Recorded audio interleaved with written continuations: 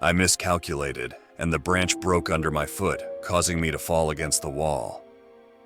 In a desperate attempt to stabilize myself, I propped my hands on the windowsill and on the tree trunk, but I'd already scraped my elbows and it hurt badly. I looked around for signs of the thing, then back inside. On my right, the bedroom, dimly lit and cozy, where Dina had been sleeping just a few moments ago. On my left, the dark backyard, surrounded by the forest, and the desolated trees reaching their empty branches towards the sky. I could barely make out their outline. Everything seemed to just blend together into this mass of darkness, and it was cold too, really cold. I studied the tree, noticing scratches that led down to the ground. When I got down, gasping and bleeding from the rough branches, I followed this trail. It seemed so obvious. Did it want me to follow it? Somehow, I wasn't exactly afraid. No, this other feeling had taken over me. Half curiosity, half guilt from being in charge of my sister and her getting abducted. I would have never forgiven myself if she went missing. Never. I walked across the backyard, following the trail up until the fence. Of course it had climbed over it. I just needed to do that too. I grabbed it with my hands and tried to lift myself up over it, but the fence was too tall, so I started searching for a log, a boulder, something to roll over and step on. It was so dark I could barely see, so I had to use my flashlight, and that meant my battery wasn't going to last long. Scanning the ground for something, I noticed some fur among the dried leaves. It couldn't have been... I stepped over the dead dog and kept looking. I tried not to think too much about its missing head. I tried not to think about how that must have been that thing's work. I tried not to think about what was about to happen to my sister. I tried, but my mind kept slipping back to all these horrible things, and that's when desperation started building up in my chest. Finally, I rolled some log over and stepped on it, lifting myself up and over the fence. I fell on the other side on my leg and directly on my ankle and heel. I gasped at the pain, but stood up and propped my back on the fence, facing the darkness ahead. The flashlight showed me the dense and silent trees, and a path marked by broken branches and stepped over plants that plunged deep inside the forest. It was an eerie sight, and fear started taking over. I could not lose her. I could not return. Not when I had a trail, not when I had the advantage of time. She had just disappeared, which meant she could not have been dead yet. By the time the police came, who knows what this thing was going to do to her. I took a deep breath and started making my way through this path, which wasn't exactly made for humans. My feet kept getting stuck in branches and webs and mud, and I kept tripping. The forest had swallowed me whole. Everywhere I looked, just darkness. I felt helpless. I'd been walking for some time, and I started wondering if I'd even followed the right direction. Was it even a trail made by this thing? Could I go back, or was I lost? At some point, the trail had stopped, or the signs didn't seem so obvious anymore. I was expecting to see some sort of hole in the ground, but I saw nothing. It was the end of the path, and the creature, and Dina, were gone, maybe forever. I was incredibly cold, and my throat was hurting. I heard some rustling behind me, followed by silence. That made me want to move faster, and in my desperate attempt to run, I tripped over a stone and fell, dropping my phone face down. The flashlight shone towards the sky, and I looked up as a reflex. Its pale face stared back at me, eyes fixated into mine, limbs stretched out and tangled in the branches. It was right above me and still. I couldn't even make out if it was breaking or if it even needed to breathe. Have you ever seen something that scared you? If you have, you know the first thing you do is just freeze. You don't scream, you don't run, hide, fight. You just stare, wide eyes, jaw clenched, holding up your breath. Then after the sheer terror washes over you, your mind starts sending these desperate signals to your body to run, run, run. If you refuse to, it tries to find other options for you. Well, what options did I have? Fight it. How? It was about 9 feet above me, and I really didn't feel like touching it. It was also faster than me and so fucking creepy. And it hadn't blinked. Not even once. I was afraid that even my smallest move would trigger it and it would attack me or something. What did it even want? How do you behave around it? Dina, I whispered, staring into its abnormally wide eyes. Dina. It didn't react in any way. I kept repeating, Dina, Dina, Dina. It tilted its head, eyes still fixated on me. I had just noticed that it didn't have a proper mouth, just some hole without lips, clenched shut. Its eyes suddenly moved to some spot a few feet away from me. I looked in that direction, but it was dark. I had to shine my flashlight to see what it was, and that meant taking it off of the thing, which meant not seeing it anymore, letting the darkness surround us. My shaking hands were so sweaty I could barely move my phone. When I did, I saw this hole at the roots of a tree. That's where Dina was. I moved my flashlight back up and the thing was gone. Damn. I took a deep breath and walked towards the hole. It was pretty large since the thing was way bigger than us, but my claustrophobia still got triggered. I didn't want to die in some tight tunnel in the ground, but chances were Dina was there. How would I even go in, head first, feet first? I decided on the latter. I wanted to still be able to breathe. With every push, I felt as if the earth was swallowing me whole. I tried to slow my breathing, become numb as to not let fear take over. Panic was building up inside me as the tunnel seemed to get tighter and tighter around me. I was completely underground and had to push and fight my way down. My hands were tired, and the hole was so tight I could not take deep breaths. The flashlight didn't really help, just showed me an outline of the walls and my clothes and scratched, bleeding hands. I thought I was about to give up and I was preparing to try to pull myself up when I suddenly stopped feeling the tunnel walls around my feet. I moved them around. Nothing. Open space. I pushed myself down and let myself slip through the earth's folds until my whole lower body was hanging. How big could the fall be?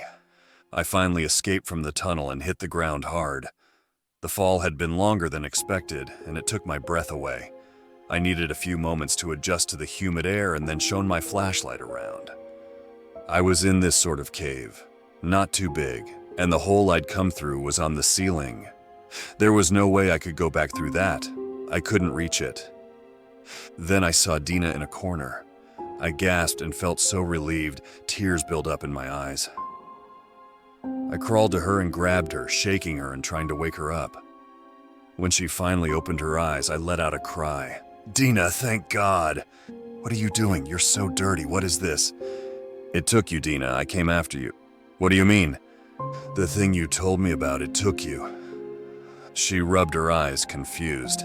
Leah, it couldn't have taken me. It never hurts me. It just stares. It doesn't hurt people. I put my hand over her mouth. I could hear something being pushed through the tunnel I came in through. My heart was beating so fast that waves of dizziness rushed over me. We both looked up to see its smooth, sickly white head pop through the tunnel. Its eyes fixated on me again. Even its head did a full turn. Then the rest of the body came through, and it crawled on the ceiling, then dropped on the floor right next to us. Dina let out a scream, despite my protests and attempts to tell her to shut up. The creature flinched, then looked at Dina. It had not blinked, not even once. Then it did the most bizarre thing. It put 2 fingers from each of its long hands in its mouth, then pulled, stretching it impossibly far. The scream it let out echoed through the cave, hoarse, soulless, a sound I never thought I'd hear. I heard Dina sob next to me and covered her with my body. Let us go, I whispered, mostly to myself. I stretched out my hand towards it, holding my phone. Its eyes followed the flashlight. Let us go. I shone the light at the hole, then back at the thing and kept doing that. Let us go. Maybe if I scream again. I don't think it helps, Dina. You'll just piss it off. The creature reached out its ghastly hand and covered my flashlight, casting long shadows across the cave walls. No, buddy. I'm not leaving us in the dark. I shook my head and pulled my phone away from its fingers. Then its eyes grew even wider, impossibly wide, and it lunged towards us. I pulled back and screamed, feeling its slippery skin on my hands, then lost my phone. When I opened my eyes, it had it. It was turning it over, trying to turn the light off. Please don't. There was no way we were making it out if we couldn't see. Don't worry, Leah, it doesn't know how to turn it off. Dina was right. However, it didn't necessarily have to turn it off. Stretching its mouth again, it swallowed the phone, and with that, gone was our source of light. I covered my sobs with my hand, the other one wrapped around Dina. I heard it climb on the ceiling again, then leave through the hole we both came in through. I kept telling Dina to calm down, but she wouldn't listen. Finally, I screamed at her to shut up. "If you cry..." My voice was hoarse and my throat hurt. "You're not gonna help me. You shouldn't have told me you were joking. How could you go to sleep, knowing that thing regularly visited you? We're both gonna die here and it's because of you." Her little chest kept shaking with sobs. I felt sorry and hugged her. "Hey, come on, I'm sorry. We're gonna be fine. Stop. Hey, we'll make it out of here." Finally, I got her to quiet down. "Look, we need to crawl back up through the tunnel, but it's too high. I'll lift you up. You stand on my shoulders, then pull yourself up through the hole. After that, I need you to crawl outside." "Without you?" "Look, it's day by now. Mom and Dad are worried sick. We need to be quick. You crawl out, get help. There's a trail you follow back to the house." "No, I can't. I don't know how." "Yes, you can. And you will." I stood up and propped myself on the wall, then helped Dina get on my shoulders. "Can you touch the ceiling?" "No." "Okay, you'll need to stand up." "What? No? Come on, do it." Her legs were shaking, but she managed to get up. My shoulders were hurting, but I had no other choice. "Do you feel it now?" "Yeah, I do." "Good.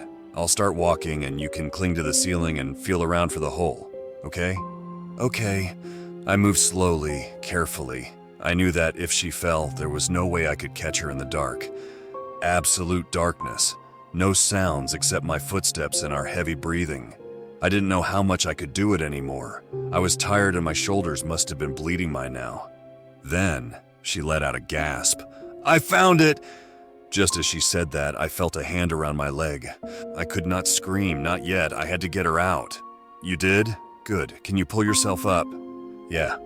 "Okay, do it. Crawl to the surface, and when you reach it, yell back at me and tell me you did. Tell me if it's light outside." "Okay." When her weight lifted off my shoulders, I finally managed to pull my foot from the cold grasp. "What the fuck? Who's there?" "Please," I heard a whisper. Was it a boy? A man? That's what it sounded like. "Who are you?" "It brought you inside, too. It's had me here for months." "Damn. I'm a hunter. It knocked me out and got me here. For the past months, it's been feeding me dogs and cats and birds, and I think I went blind because of the darkness." "What is it? What does it want?" "It wants us. It will eat us. It had been watching over me for months, and then it knocked me out, I told you. It tries to fatten you up." "How do you know?" "That's what it did with the other lady.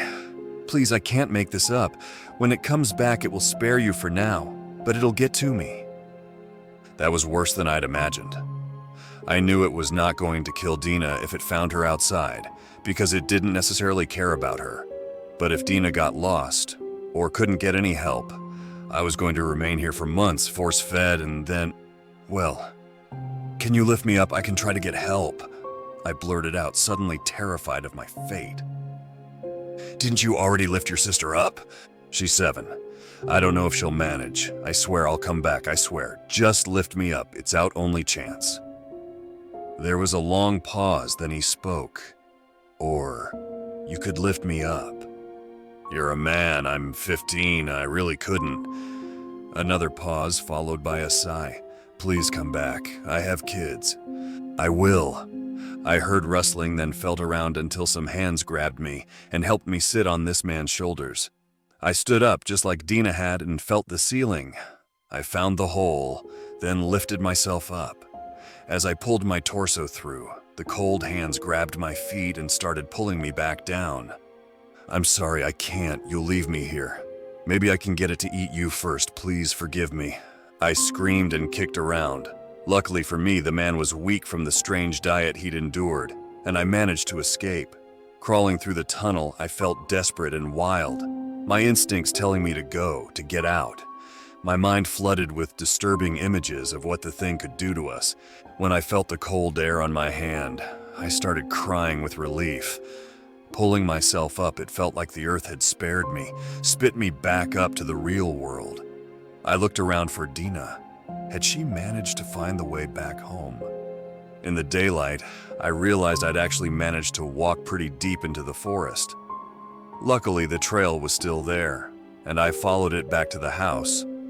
I reached my fence, which I thought I'd never see again, and heard my parents' voices on the other side, along with Dina's. Tears were streaming down my face. I started banging on the fence. "Mom!" I wailed. "Mom!" I saw my dad's head above me, then his hand reaching out and he pulled me up, helping me climb the fence back inside the backyard. Dina's eyes widened. "You're here. You made it out.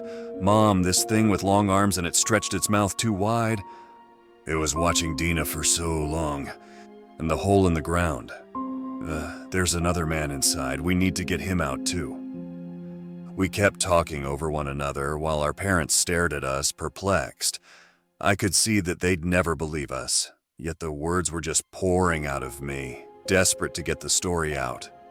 Despite my desperate cries, they would not let me back in the forest. They told me I couldn't just call the police and tell them about a skinwalker. More than anything, they were mad at me. I had been irresponsible and put us in danger, and what was I even talking about? They thought I was more mature than that and past the age of monsters under the bed. They didn't believe me, despite the days that followed when both me and Dina would wake up screaming. They accused me of losing my phone, even if I'd told them the thing had swallowed it. I didn't care. I knew I was going to go back for the man. I knew I had to save him. He had kids. That, however, needed to wait for a while because I needed a plan.